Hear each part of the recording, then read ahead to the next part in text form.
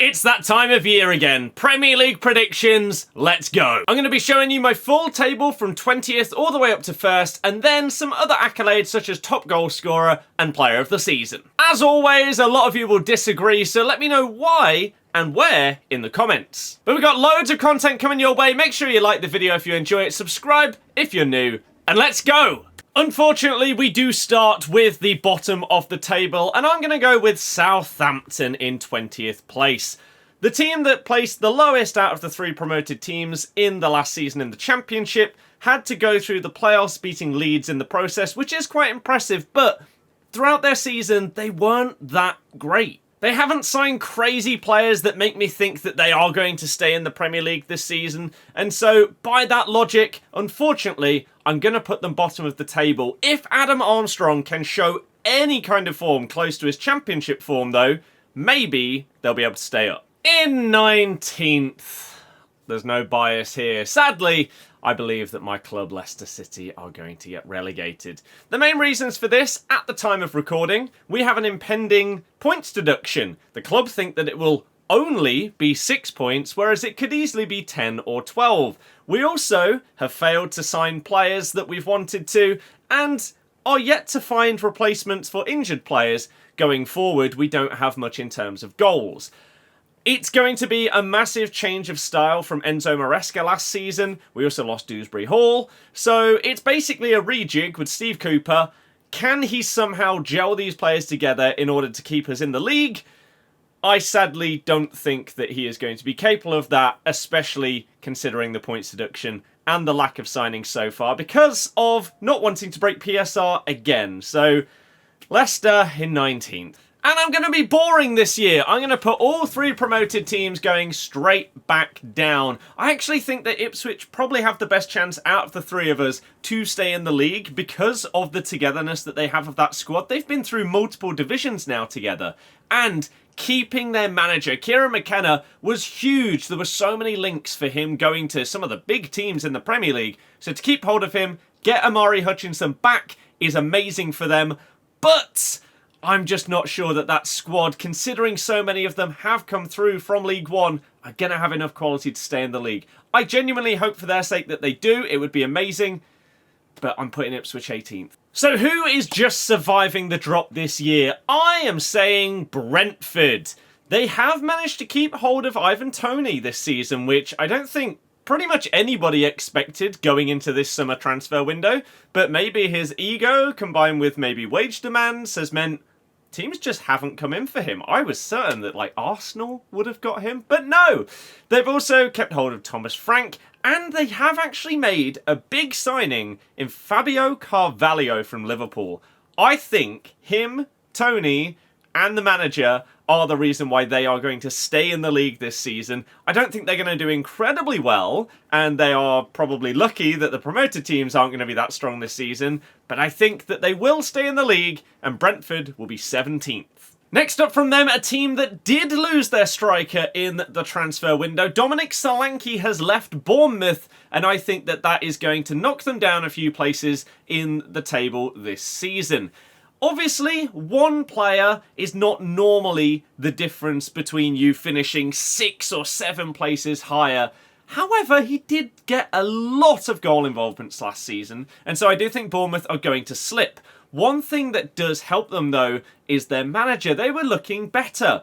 Second half of the season, obviously aided by Solanke's goals and assists, but they did look like a much better team than we have seen in a couple of previous seasons. So I think Bournemouth will have enough to stay up in the league this season. They're going 16th. In 15th place, I have Nottingham Forest this season. They've calmed down a little bit, haven't they? Since their promotion, where they had this crazy scattergun, Chelsea-like approach of signing 15 players each window, they've chilled out a little bit. They've kept hold of some of their bigger names. This summer, they were rumoured to potentially have to bow down to PSR like a lot of other clubs and potentially lose either Gibbs White or Murillo, who have been really, really good additions for them, but they've kept hold of them. They still have a hit and miss Chris Wood up front and Awaniyi, who had a great patch of a season before his injury. So I think they'll have enough to stay up this season. Nothing crazy like the top half, but a decent position for Forest. In 14th, I've got Wolves. Last season, I thought that they may go down because they had so many issues going into the season with managers walking out on them, PSR issues, having to sell a load of players and not being able to bring them in, but they thoroughly impressed. There were some really, really good players last season. You had the likes of Mateus Cunha.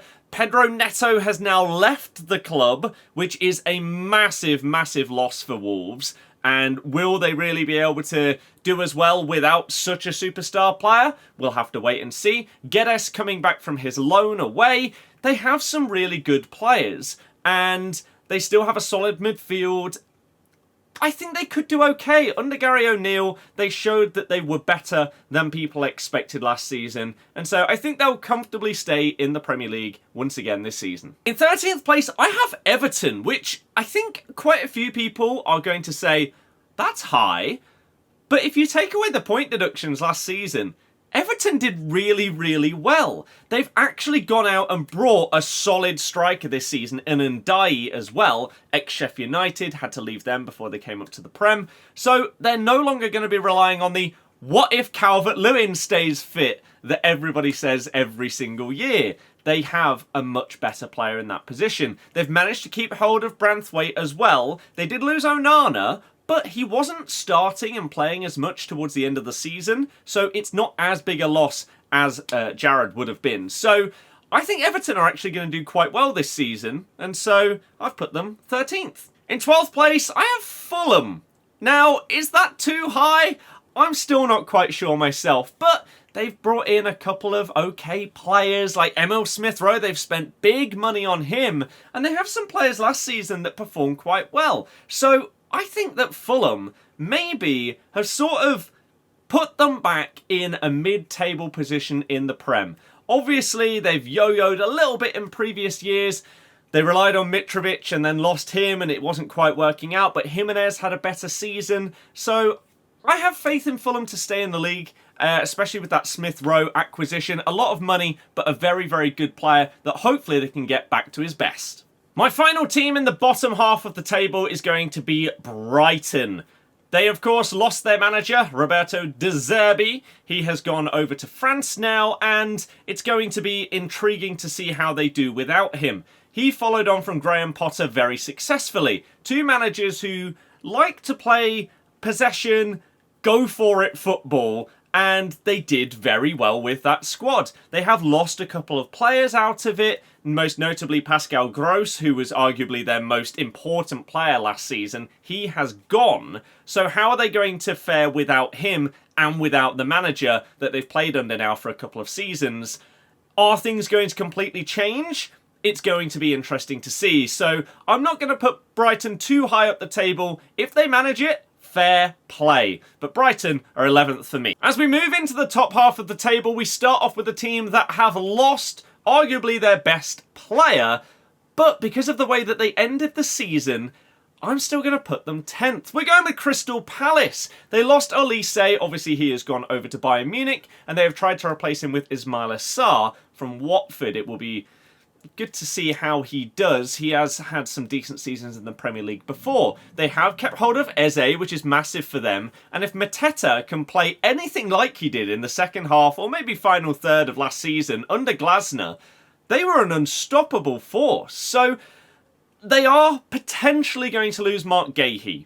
That is a big one. Obviously, at the time of recording, the transfer window is still open. There are things that can change. I would love to be able to do this video once the transfer window closes, but the season started. We're already a couple of games in by that point, so screw the Prem for having it open for a few weeks, but we're just going to have to base it off of the squads that these clubs currently have. They have Gahey and Anderson at the back. I think they'll do well. In 9th place, I'm going for West Ham, who have had arguably the best transfer window. I will be doing one of those videos come the end of the transfer window. Start of September, you will see a sort of tier list or something like that of who won the transfer window. West Ham have made some great signings, but will they gel together under a new manager in Lopetegui? David Moyes has angered fans over the last couple of years with his style of play, but you can't argue with the success that they have had in Europe and getting there in the first place. So will Lopetegui be able to do better than he has done at other clubs and have a more exciting style of football or a more effective one? That we will have to wait and see, but the signings are really, really impressive. I think West Ham are going to be pushing towards Europe, but I'm not going to put them too high too early until we see more from this squad. In 8th, I'm going for Aston Villa. Is it controversial? Maybe. They did so well last season, but we have prior evidence from Newcastle last season that when you're in the Champions League, things get a lot more tough. All it takes is a couple of injuries from playing those extra games in those competitions, and you drop down the table. They are so reliant on Ollie Watkins. They're very lucky that he managed to basically go throughout the whole season.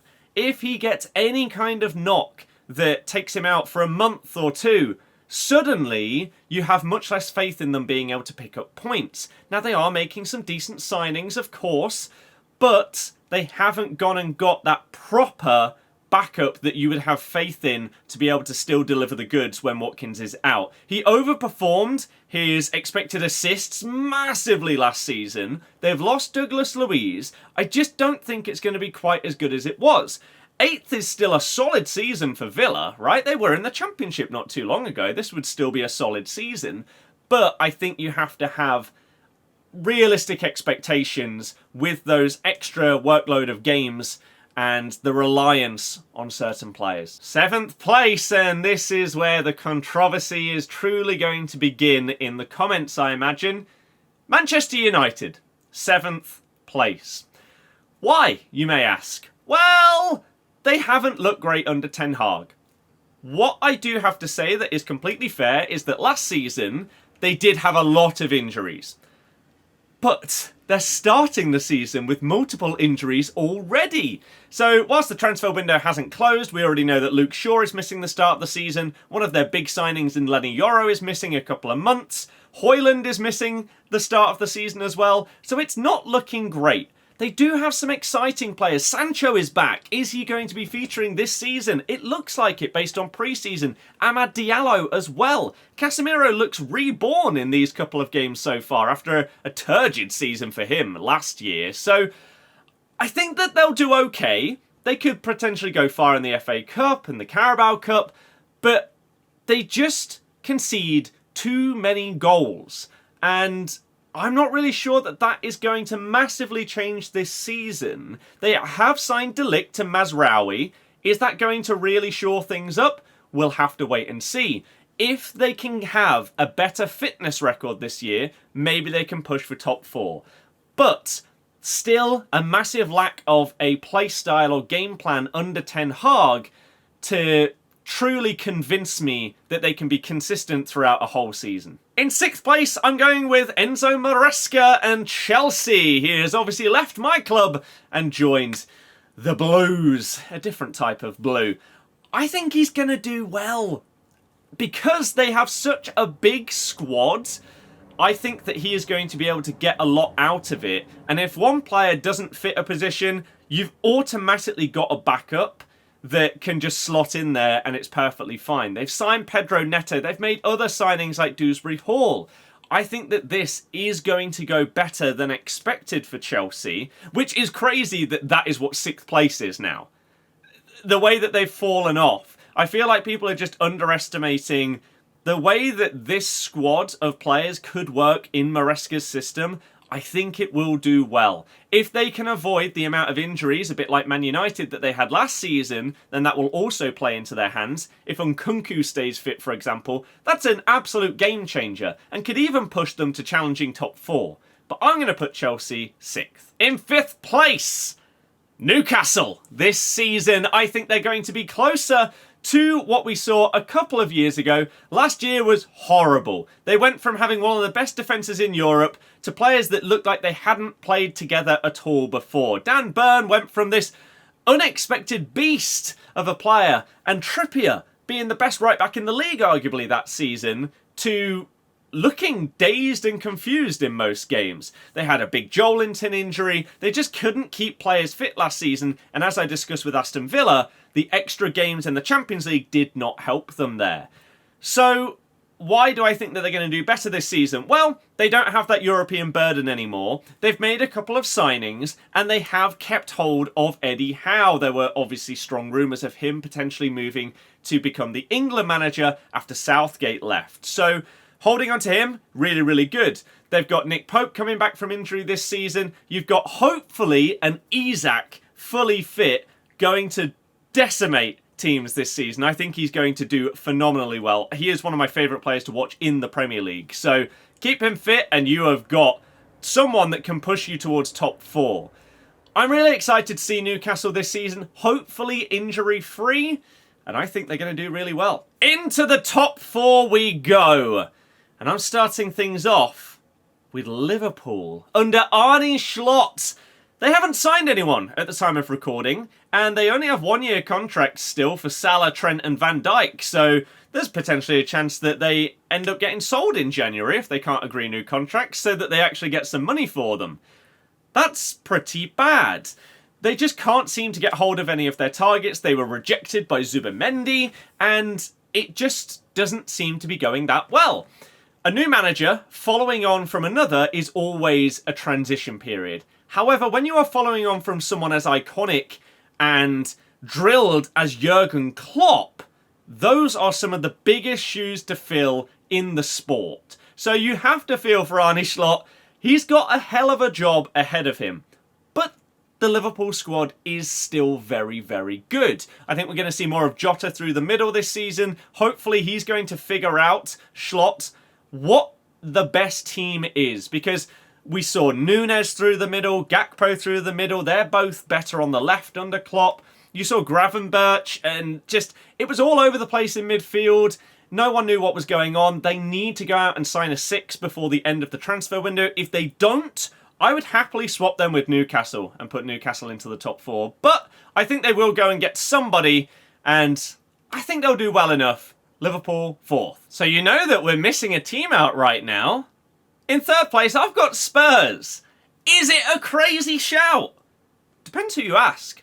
They started to fill into Ange's system as the season went on. At the start, it was crazy. This halfway line, high line against Chelsea was one of the craziest games of the season, and it showed that the players, whilst they were trying to lock into this new system, it wasn't working properly. Towards the end of the year, you saw defenders filling into their positions a lot better. Pedro Porro had a fantastic season. They've also made a monster signing in Dominic Solanke. Last season, they lost Harry Kane. They didn't replace him. They had Son up front, Richarlison at times, Brennan Johnson, Kulusevski. It just didn't quite work. They got numerous injuries, a few at the same time. Van de Ven and Maddison were massive losses for them, and that also coincided with a couple of red cards, which wasn't ideal for them. I think that they're going to have, with this year of experience under their belt in Ange's system, a much better year this year, with more consistency, especially at the back. I think if they can avoid an injury to some of their big players, which they got really unlucky with last season, it's crazy actually. A fair few of the teams pushing for top 4 really struggled with injuries, so it's going to be a fascinating season if none of them face that same fate again. But I think Spurs are going to do well. I'm putting them 3rd. And now we move on to 2nd and 1st. We'll do them at the same time. We obviously have Arsenal and Manchester City. The question is, which way round am I going to have them? Arsenal pushing Man City so close over the last couple of seasons. Last year, only 2 points in it, and you can always pin it down to this moment or that moment. But at the end of the day, maybe it came down to them not going for it when they played against Man City later in the season. They have more and more experience under Arteta now, and he is clearly getting a play style set in stone for Arsenal. They lost Timber at the very start of last season. They now have him. They have Calafiori now as well. Really, really exciting signing. They seem to find more of a role for Havertz as the season went on. And now they've got Gabby Jesus fully back and fit in pre-season, looking like the number 9. It's exciting for Arsenal fans. Man City, on the other hand, it's interesting. They've won 4 in a row. It's never been done before. It's unheard of. So you should automatically think, oh, they can comfortably do 5 in a row, right? If they've already done 4, what's another one, right? Who have they lost? Well, Julian Alvarez. He was very versatile last season, filled in across the front 3 and as a number 10. He was really good in KDB's absence, who is now back. Is he going to stay fit the entire season, and is he going to be at the level that we know he can be throughout the season? We'll have to wait and see, but Phil Foden had what I would say is his fully breakout year. In previous seasons, we've seen his talent, we've seen the levels that he maybe could achieve, but he didn't do it consistently. He was a moments player. Last season, he was the star. Can he do similar this year? We'll have to wait and see. They also have Oscar Bob, who's going to be flying through the ranks. They now have Savinho, who they've brought in as well. Going to be a very exciting player, alongside Doku, who has now had his first year under Pep. We all know that players, after a year, suddenly go up a level under Pep Guardiola. So, very, very exciting times. It's going to be a ridiculously good title race. I really, really hope so, and think so this season. But who do I have winning the league? Man City. 5 in a row for Man City, and Arsenal finish second. The main reason why? I think Haaland's going to be closer to his first season than his second season this year. And it's Pep. He's the GOAT. So that is my full table. What do you think? How many of these do you disagree with? How far off do you think I'm going to be from this full table being absolutely spot on? Obviously, Leicester could win the league, but I didn't want to go too optimistic. Now let's go through our other accolades very quickly. We're going to start off with the top goal scorer.